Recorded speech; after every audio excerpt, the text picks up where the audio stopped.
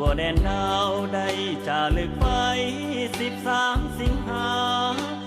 1950ยิ่งใหญ่ถึงวันนี้ได้ครบ60 ปีมีแนวลาวอิสลาต่อสู้เคียงคู่พื้นปัตตภีพ้นจากแก่ของการกดขี่ฝูงพิมานที่หวังครอบครองแนวลาวหักศาสตร์การองอาจทั่วแดนจำปาใต้การนำของพรรคป่าซาสุดที่ปีศาจสลาดใสสองยอมเสียสละชีวิตแม้นว่าโลหิตต้องหลั่งไหลนองเพื่อประชาชนลาวพี่น้องแม้นตนเองต้องสิ้นชีวิตอยู่แห่งหนใด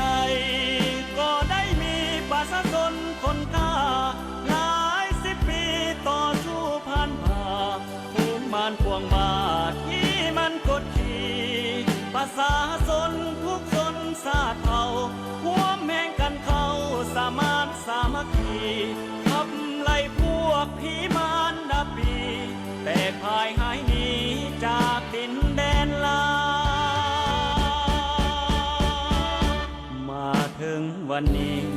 ดินแดนลาวมีประชาธิปไตยทั่วแดนจำปามีชีวิตใหม่ที่หุ่งเรืองใสสว่างแวววาวทุกท่านมีบุญคุณล้นประชาชนทุกชนชาติเผ่าขอจดจำเทิดทูนคุณเจ้าแนวลาวสร้างชาติส่วนนี้ลันด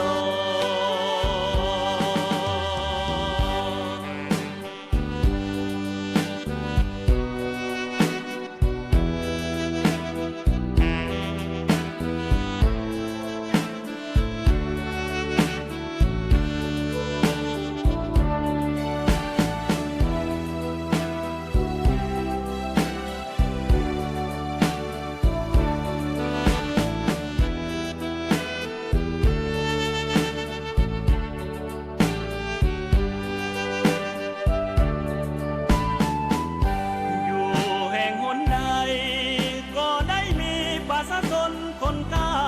หลาย10 ปีต่อสู้ผ่านผ่าภูมิมานพวงบาทที่มันกดขี่ประชาชนทุกชนชาติเผ่าร่วมแห่งกันเข้าสามารถสามัคคีขับไล่พวกผีมารดาปี